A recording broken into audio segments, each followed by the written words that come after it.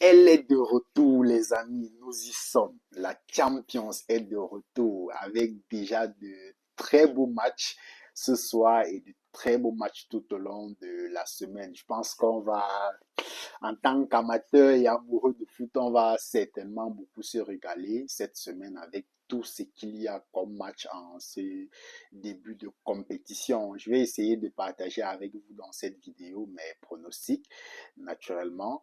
Et voilà, déjà j'espère que vous allez bien et que chacun de vous se porte très bien également. Comme je le disais dans cette vidéo, je vais globalement partager avec vous mes pronostics pour les gros matchs de cette semaine. Déjà ce soir, je pense que la compétition s'ouvre avec un Athletic Bilbao Arsenal.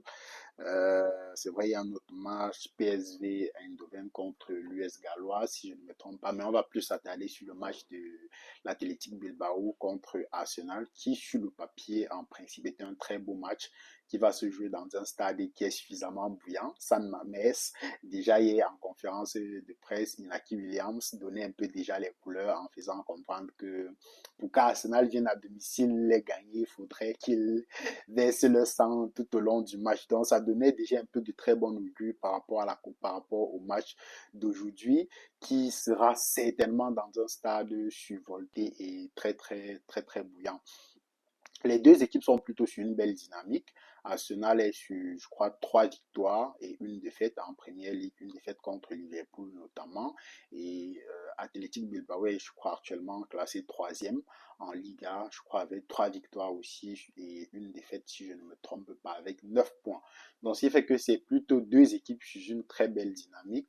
Mais au-delà du contexte, comme je l'ai dit, du stade qui sera bouillant, de l'Athletic Bilbao qui aura à cœur de ne pas se laisser battre à San Mamés, de par exemple Nico Williams qui a fait faux bond au Barça lors du précédent mercato en prolongeant son contrat de 10 ans, d'après ce que la presse a dit, Athletic Bilbao, qui, c'est vrai qu'on n'a pas nécessairement tous les contours du contrat, mais qui forcément aura à cœur de faire une très grosse saison à l'Athletic Bilbao. Inaki Williams qui a annoncé les couleurs hier, le stade qui sera suffisamment bouillant. C'est vrai qu'au regard, au-delà de tout ce contexte, je vois Arsenal favori. Déjà, non seulement avec le recrutement qu'ils ont eu à faire tout au long de ce mercato et dont on en a suffisamment parlé, j'en ai suffisamment parlé déjà lors du dernier débrief du match d'Arsenal. Et je vois Arsenal largement favori. Certes, je pense qu'Arteta devrait arriver. Au début, il va certainement laisser le ballon à l'équipe d'Atleti pour prendre un peu le pouls et la température du match et essayer de contre-attaquer avant de peut-être progressivement tout au long de la rencontre changer l'approche du jeu. Mais au début du match, je pense qu'il va leur laisser le ballon, essayer de défendre comme il sait très bien le faire depuis quelques années maintenant, essayer de jouer sur les contre-attaques avec notamment des joueurs comme Eze, espérant qu'il sera titulaire, Declan Rice et autres. C'est vrai, Arsenal a quelques blessés aussi, avec Saka, qui je crois n'est pas toujours de retour de blessure, Martin Odegaard, qui s'est refait mal lors du dernier match à l'épaule, cette douleur qu'il traîne déjà depuis le début des saisons. Mais au-delà de ça, avec le recrutement qu'Arsenal a fait, je les vois bien favoris pour cette rencontre-là. Donc, moi, personnellement, je n'hésiterai pas de mettre un 3-1 pour Arsenal, qui pour moi est largement favori pour cette rencontre-là. Donc ça, c'est, je crois, le match qui aura lieu à 17h45 et quelques heures après, 20h, on aura une rencontre qui est comment je dis ça, Real de Madrid-Marseille, c'est pas forcément la plus grande rencontre européenne. Mais connaissant un peu l'équipe de Marseille et voilà, connaissant un peu toute l'ambiance qui peut régner dans le vestiaire, globalement, ça devrait être, il devrait quand même pouvoir nous proposer quelque chose. Marseille qui a gagné son dernier match, je crois, face à Lorient, ou 4-0, un très lourd score. Cette Lorient a très vite été réduit à 10, notamment avec Yongwa, qui fait partie certainement des latéraux que j'appréciais beaucoup quand il était encore convoqué en sélection nationale. Il a pris un carton rouge très tôt dans la rencontre. Et donc Marseille a joué à 10, a joué à 11 contre 10 pratiquement 70 minutes. Et donc a dominé Lorient sur un score de 4-0. Le Real qui est plutôt sur un très bon début de saison. Le dernier match face Le dernier match, face à la Real Sociedad, ils ont gagné sur un score de 2 buts à 1 avec un Kylian Mbappé qui est en feu, on fire ces débuts de saison, que ce soit avec l'équipe de France ou avec le Real de Madrid, qui est un Kylian Mbappé qui est tonique, qui est vif, qui est pratiquement inarrêtable au un contre un Xavi Ball qui, je crois, commence progressivement à prendre forme. C'est vrai que sur le plan défensif, c'est encore un tout petit peu... il y a encore beaucoup de choses à régler, mais ça se voit que Xavi commence déjà progressivement à imposer sa patte au sein de cette équipe-là avec une connexion à Güler, Kylian Mbappé qui devient de plus en plus intéressante au jour le jour. Du moins, je pense que ce sera une très belle rencontre. Certes, ça se joue au Bernabeu et donc Marseille va forcément essayer de venir avec ses armes, de beaucoup lutter, d'être suffisamment rugueux dans les duels et essayer peut-être sur des inattentions du Real de Madrid, pourquoi pas de marquer des buts, mais je vois le Real largement favori. Je vois le Real largement favori.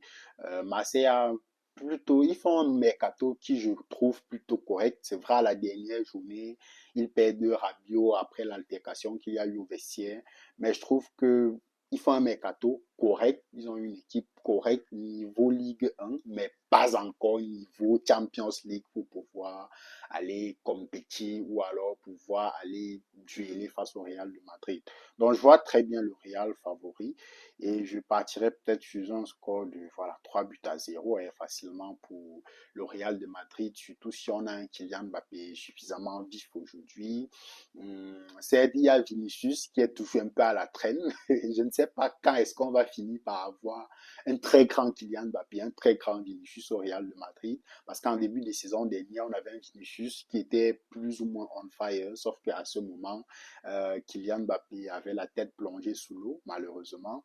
Et progressivement, en seconde partie de saison, Kylian a pris le dessus, Vinicius a sombré et depuis lors, il n'arrive plus à sortir la tête de l'eau. Un début de saison plutôt timoré, le Vinicius qui a cette fougue-là où il est dans les duels, il s'exprime beaucoup sur le terrain. On est en train de perdre progressivement ce Vinicius-là. Sinon, malgré ça, je pense que le Real est largement favori dans cette rencontre-là. Donc, moi, je donnerais par exemple un 3-0 pour le Real de Madrid. À côté de ça, bon, il y a des matchs comme Tottenham, Villarreal, Juventus, Dortmund. Mais bon, c'est de belles affiches, mais je pense qu'on ne va pas s'attarder dessus. Et demain mercredi, il y a de très belles rencontres à 21h. Je sais pas comment je vais faire pour voir les deux matchs parce que j'ai du mal à me concentrer sur deux matchs au même moment. Je préfère regarder un match et le suivre à fond, avoir tous les angles d'analyse possibles du jeu. Et donc, naviguer entre deux matchs, c'est pas souvent très évident et je n'apprécie pas cela particulièrement. Donc, en tout cas, je devrais certainement faire un choix demain parce qu'à 21h, il y a de très belles rencontres. Déjà, je vais commencer par le PSG face à l'Atlanta. Un match dans lequel je trouve que le PSG sera largement favori en réalité. Certes, le PSG a aussi pas mal de blessures ce début de saison, avec notamment Désiré Doué, Ousmane Dembélé qui se sont blessés en équipe de France et je crois Varaskelia qui a eu un coup lors du dernier match et qui doit être plus ou moins incertain pour la rencontre de demain. Mais le PSG, à mon avis, est largement favori avec déjà même tout ce qui se passe à l'Atlanta où ils ont eu à changer de coach, un Lookman qui ne joue pas depuis le début de saison avec le conflit qui est ouvert depuis pratiquement la fin de la saison dernière.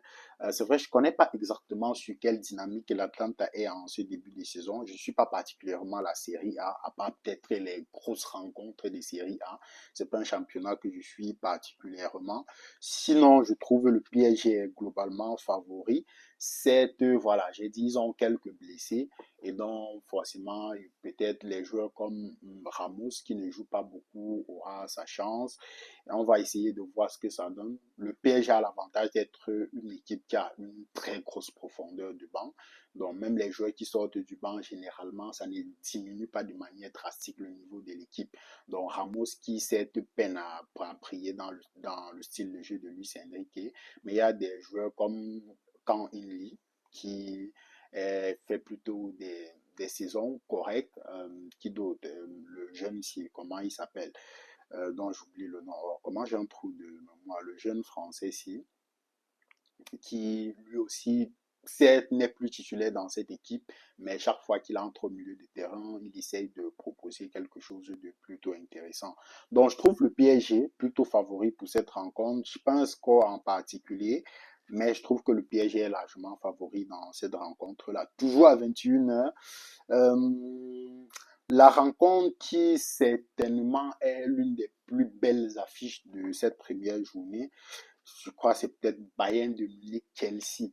C'est l'une des rencontres pour laquelle j'ai du mal à voir l'équipe qui va se détacher. Certes, le Bayern fait un très beau début de saison. Je crois les deux premiers matchs, ils ont étrillé leurs adversaires 5 buts à 0, 6 buts à 0. Et donc, en Bundesliga, en principe, ils ne devraient pas avoir de mal à gagner le championnat cette saison. Parce que voilà, Leverkusen s'est fait littéralement dépouiller, a fait quelques recrutements qui ne sont pas nécessairement les plus convaincants, avec Lucas Vasquez qui remplace Frimpong. Je ne crois pas qu'aujourd'hui c'est le même niveau. Donc Leverkusen s'est fait littéralement dépouiller. Certes, il y a Dortmund qui est là aussi, mais je ne vois pas Dortmund rivaliser avec le Bayern tout au long de la saison. Donc ça devrait être plus ou moins facile en Bundesliga. Donc là où le Bayern doit être certainement beaucoup attendu, ce sera en Champions League avec Vincent Kompany qui se doit certainement déjà de monter déjà d'un cran, vu qu'il est là quand même, je crois, depuis ça va sa deuxième ou troisième saison pour Vincent Kompany, mais il est là depuis un bon moment déjà et il faudra qu'il commence déjà à monter en température en Ligue des Champions.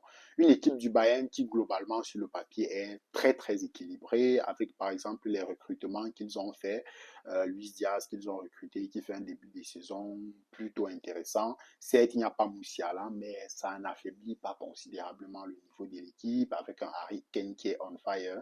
De l'autre côté on a l'équipe de Chelsea qui a, qui a certainement l'effectif le plus pléthorique d'Europe. Parfois, ça peut devenir un casse-tête pour Maresca, mais je crois que jusqu'ici, j'ai plutôt bien. Et Chelsea aussi, c'est une très grande équipe. Je veux dire, dernier champion du monde des clubs. Début des saisons peu convaincant. Ça se voit qu'il y a encore beaucoup de choses à travailler parce que chaque fois qu'il y a beaucoup de recrues, il faut insérer les recrues en question dans l'équipe. Ce qui fait que ça se voit que voilà, malgré tout le talent qu'il y a, il n'y a pas encore une dynamique totale qui a prise au sein de l'équipe. Euh, il y a encore quelques joueurs qui, je crois, il y a par exemple Estevao, qui ce week-end n'a pas joué parce qu'il était malade et qui pourra peut-être soit sortir du banc parce que je ne pense pas quand même qu'il sera titulaire devant Cole Palmer et tous les autres. Mais globalement, c'est une rencontre qui est plus ou moins certaine. J'ai du mal à dégager un favori dans cette rencontre-là. Maintenant, comme ça se joue à l'Alliance Arena, peut-être un léger penchant pour le Bayern. Un léger penchant, une légère victoire du Bayern. Une légère victoire, pourquoi? Parce que Chelsea, pour moi, jusqu'ici, au-delà de l'équilibre qui peine à être trouvé, il y a ce gros problème de défense. Gros problème de défense. Il y a Sanchez dans l'école qui, pour moi, jusqu'ici, peine à convaincre. C'est pas un gardien de top niveau qui, je vais dire quoi, qui est indiscutable dans les goals de Chelsea. Jean Sanchez, oui, de temps en temps sur sa ligne, il peut avoir de très bons réflexes, mais il peut aussi te commettre des bouts qui n'ont pas de nom, tout simplement. Ce qui fait que il y a ce problème au-delà de Sanchez dans les goals, la paire défensive aujourd'hui. Chalobah qui est plutôt sous un niveau correct, mais comme Colwill n'est pas là et qu'il est obligé de jouer avec, par exemple, Tosin, qui, pour moi, peine à me convaincre très sincèrement. Il y a ce gros problème-là. déjà ce week-end, Chelsea fait un 2-2. Ils encaissent un deuxième but qui, pour un défenseur d'un certain niveau, je pense que c'était un but évitable.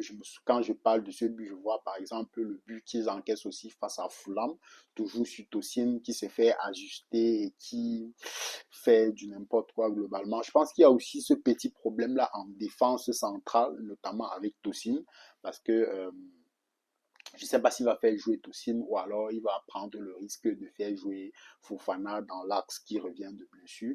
Mais c'est une rencontre qui est plus ou moins incertaine sur le papier. Ça veut dire, le Bayern est sous une très belle dynamique. Chelsea peine à trouver ses repères en ces débuts de saison dans un jeu qui soit globalement cohérent. Ce léger problème défensif-là, je pense qu'au regard de tous ces indicateurs et du fait que le match se joue à l'Alliance Arena, je vois le Bayern un tout petit peu favori dans la rencontre. On aura l'occasion de regarder tout ça à 21h. Et toujours à 21h aujourd'hui, il y a un autre match plutôt très intéressant. Liverpool, Atlético de Madrid. Les deux équipes qui ont beaucoup recruté lors du dernier mercato. C'est vrai qu'on ne parle pas beaucoup des recrutements de l'Atlético de Madrid parce que voilà, ils n'ont pas forcément explosé, ils n'ont pas forcément mis des sommes astronomiques sur des joueurs et c'est certainement pour ça qu'on n'en parle pas beaucoup. Mais sinon, l'Atlético de Madrid a beaucoup recruté lors du dernier mercato. Ils se sont aussi beaucoup débarrassés de la vieille garde qu'il y avait dans cette équipe-là. Liverpool, forcément, l'équipe dont tout le monde en parle, qui a explosé tous les records du mercato, Alexander Isak, Vitz et tout ça. C'est un match plutôt intéressant. C'est l'Atlético de Madrid est sous une mauvaise dynamique. Ils ont fini par gagner leur dernier match lors de, je crois, la quatrième journée de Liga. Sinon, avant, ça peinait un peu à décoller. De son côté aussi, malgré tous les recrutements, Liverpool continue de gagner plus ou moins au forceps. Ça veut dire qu'ils n'ont pas encore proposé un jeu totalement cohérent, chose qui se comprend. Parce que, comme je l'ai dit précédemment, lorsqu'il y a beaucoup de recrues, c'est toujours un peu difficile pour le coach de prendre le temps d'imposer la dynamique qu'il veut. Donc, Liverpool, qui est un peu ronronnant ce début de saison, des recrutements comme Vitz, qui jusqu'ici peine à s'imposer, que ce soit dans le jeu, que ce soit dans les statistiques, un Mohamed Salah qui, ce début de saison et même depuis la fin de saison dernière, est sur une dynamique plutôt descendante. En tout cas, on va voir tout ça ce soir. C'est aussi une rencontre qui, pour moi, est plus ou moins incertaine. Malgré, comme je l'ai dit, le fait que je crois l'Atlético de Madrid est plus sur une mauvaise dynamique que Liverpool, qui a engrangé quand même, quoi qu'on dise, malgré le fait que ça se fait au forceps, 4 victoires sur 4, 12 points sur 12. Et donc, ça devrait forcément être un élément supplémentaire qui penche du côté de Liverpool. Et au-delà de ça, il y a le fait que forcément, ça se joue à Anfield.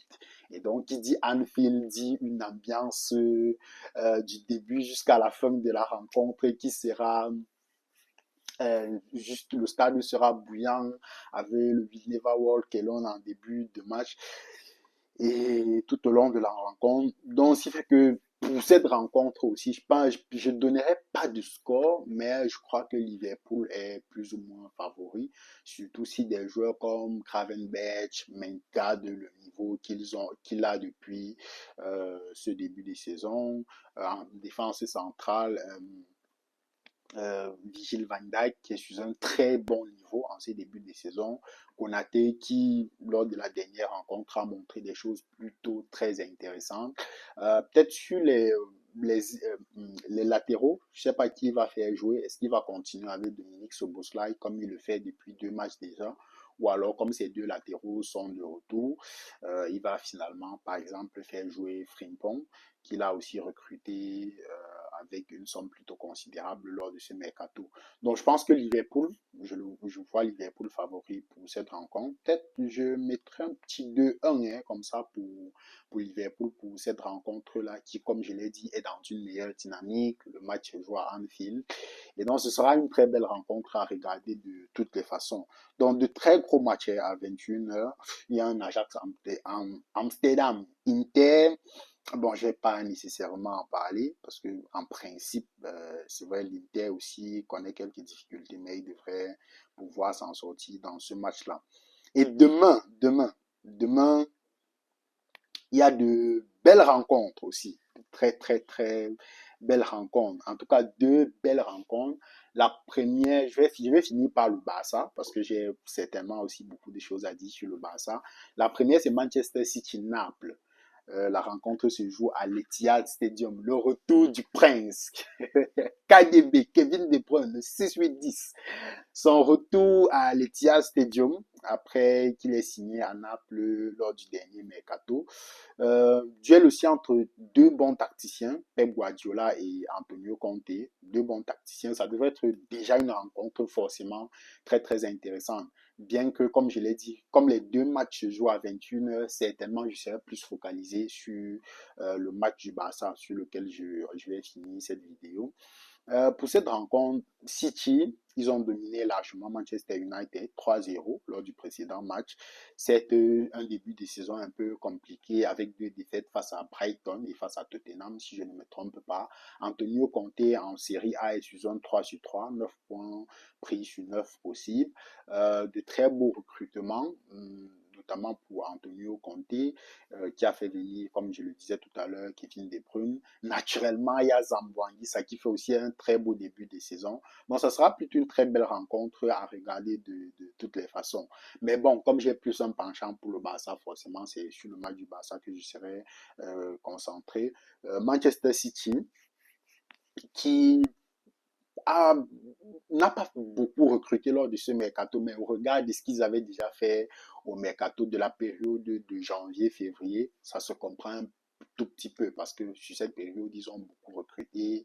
Ait Nouri, comment il s'appelle il y a eu des recrutements comme Reijnders, Phil Foden qui revient à son niveau, Rodri qui revient de blessure. Certes, n'est pas encore à 100% parce que lors du match de ce week-end, par exemple, quelques contrôles approximatifs, quelques déchets techniques, mais Rodri, ça reste Rodri.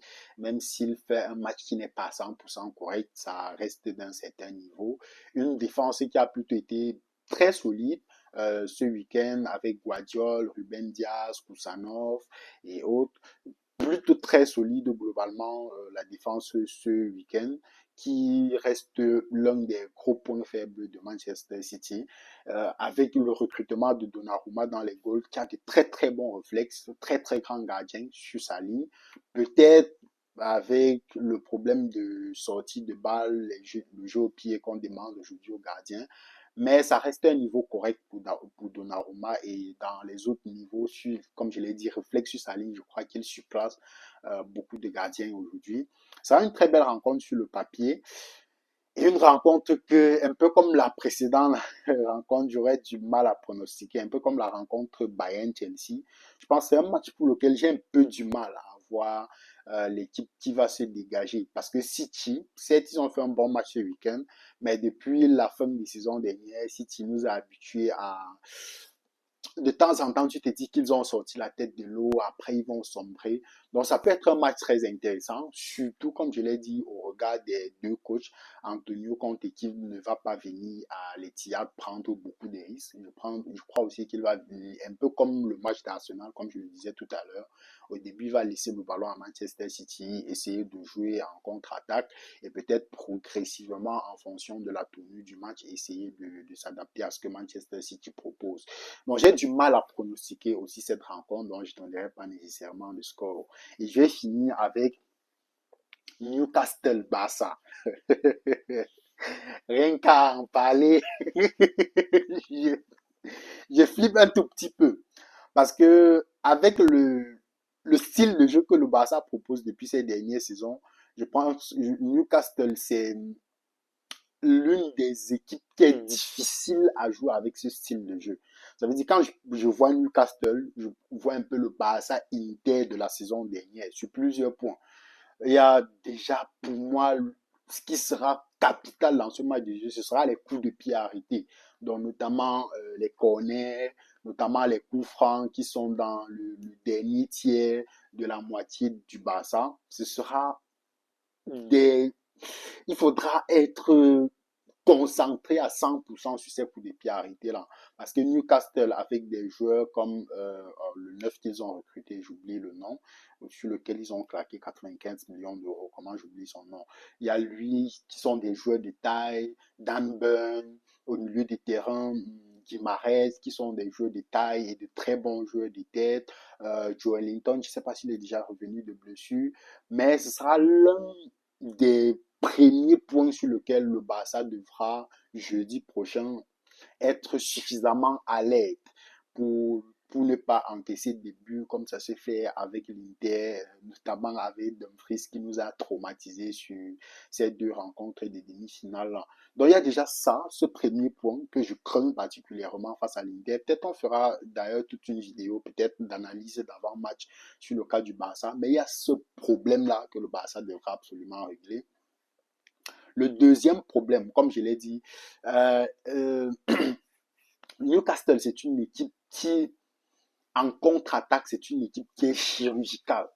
En contre-attaque, c'est une équipe qui est chirurgicale, avec notamment un joueur à la sortie de balle comme Guimarães, qui a la vista de généralement voir avant tout le monde, qui a un très bon niveau, qui dans les ressorties de balles peut être chirurgical, avec des joueurs comme devant qui sont Anthony Elanga qui va à des vitesses éclairs, Anthony Gordon qui va à une vitesse éclair. Je pense que avec la ligne défensive haute du Barça, c'est ça quelque chose à suivre de très près, vraiment de très près dans cette rencontre-là.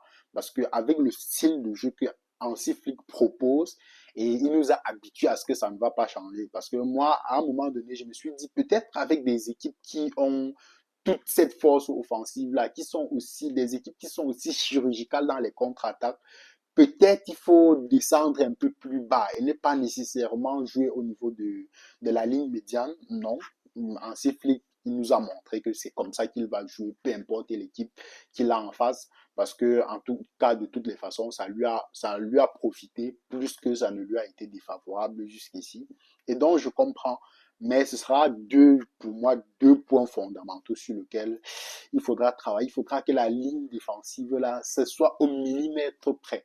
Parce qu'avec des joueurs sur les côtés comme Gordon, Anthony Elanga, ce sera difficile. Ce sera difficile. Il faudra que la défense soit suffisamment alerte et les coups de pied arrêtés, comme je l'ai dit. Sinon, forcément, on s'attend. Et le troisième point que j'allais oublier, c'est le fait que ça se joue quand même à Saint James Park. Et qui dit Saint James Park connaît toute l'ambiance qui peut y régner pendant 90 minutes sans arrêt. Donc, c'est fait que ces trois éléments-là réunis, je suis un peu craintif pour le Barça. Certes, ils ont fait un très bon match. Le début de saison était déjà un peu compliqué. Mais ils ont fait une très belle prestation ce week-end que je n'ai pas eu l'occasion de débriefer, malheureusement. Mais c'était un très bon match, 6-0 face à Valence. Et donc, ils se déplacent déjà en Angleterre dans une très bonne dynamique, ce qui est toujours bien. Il y a ça qui joue en leur faveur. Il y a le fait que des joueurs comme, je crois, Lamine Yamal, forcément, sera de retour dans le 11 titulaire. En tout cas, on verra, mais je pense pas qu'il va faire débuter Ronny face à Newcastle. Je ne crois pas beaucoup. Donc, certainement, Lamine Yamal va débuter. Rodri qui continue de garder un niveau impeccable, tout simplement, que ce soit avec l'équipe d'Espagne ou avec que ce soit avec l'équipe d'Espagne ou avec le Barça. Rafinha qui n'a pas débuté le précédent match à cause du retard, qui sera forcément titulaire dans ce match et qui aura un rôle capital à jouer parce que Newcastle, c'est une équipe qui est énergique, qui peut jouer 90 minutes avec la même intensité du début jusqu'à la fin. Et donc, il faudra des joueurs comme Rafinha qui seront indispensables à chaque perte de balle pour déclencher le pressing ou pour couper les lignes de passe. Rafinha, je crois, aura un rôle surtout sur le plan défensif particulier à jouer dans ce match-là. De l'autre côté, je crois qu'il faudra titulariser des joueurs comme Fermin, Lopez, au détriment, par exemple, de Dani Olmo.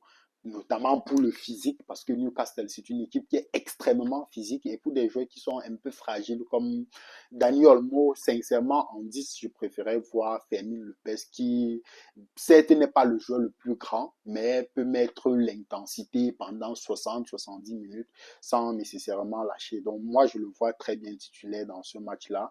Et sur les ailes, forcément, certainement, l'ami Yamal, Rafinha de l'autre côté. Devant, j'hésite encore. Est-ce que je ferais jouer Ferran Torres ou Lewandowski? Mais pour être davantage chirurgical, je crois que je préférais. C'est encore compliqué quand même. Parce que c'est une équipe où il faudra être assez efficace quand même dans les dernières touches de balle, dans la surface de réparation. C'est vrai que est-ce que c'est Lewandowski ou Ferran Torres qui a plus approprié? J'ai encore du mal à voir, j'ai encore du mal à voir, mais personnellement, je ferais jouer Lewandowski parce que sur un bout de pied, sur un coup de tête, pour une équipe qui est aussi physique comme celle-là, je crois qu'il aura un rôle beaucoup plus déterminant à jouer, en fixation notamment, pour pouvoir, quand il le faudra, de permettre à l'équipe du Barça de remonter. Moi, je ferais personnellement jouer Lewandowski. Donc, globalement, je crois que ce sera une rencontre intéressante à regarder. Forcément, j'ai un peu plus un penchant pour le Barça, en espérant qu'on va finir un peu comme le match Benfica ou Barça-Benfica de la saison passée, avec beaucoup de buts, mais peut-être à l'arrivée, un Barça qui sera devant. Je crois que en tout cas, j'espère que ce sera un match comme celui-là, dans lequel, comme je l'ai dit, vu que l'une des principales forces de Newcastle, c'est de jouer en contre-attaque, forcément, ils vont marquer des buts, mais espérant que voilà, le Barça saura répondre et que au terme du match, ce sera le Barça qui sera devant. Donc, de très belles rencontres, globalement, à regarder. Il y a d'autres rencontres, comme, enfin, bref, c'est pas des rencontres qui nécessairement sont importantes. En tout cas, peut-être au fil voilà, des matchs, en fonction des classements, certaines équipes sur lesquelles on n'a pas nécessairement beaucoup d'attentes vont commencer à se démarquer. Mais globalement, je crois que ça, les grandes rencontres de cette semaine. Hâte de regarder tout ça avec vous, de pouvoir débriefer. Donnez-moi vous aussi. J'ai hâte de lire vos analyses et vos pronostics sur ces différentes rencontres-là en commentaire, vos pronostics également. Laissez-les en commentaire. S'il y a des angles que je n'ai pas forcément touchés et que vous jugez que c'est important, mentionnez ça en commentaire. Je me ferai un plaisir de vous lire et on se donne déjà certainement rendez-vous ce soir pour les débriefs des matchs de ce soir. Prenez soin de vous et on se donne rendez-vous dans de prochaines chroniques. Peace.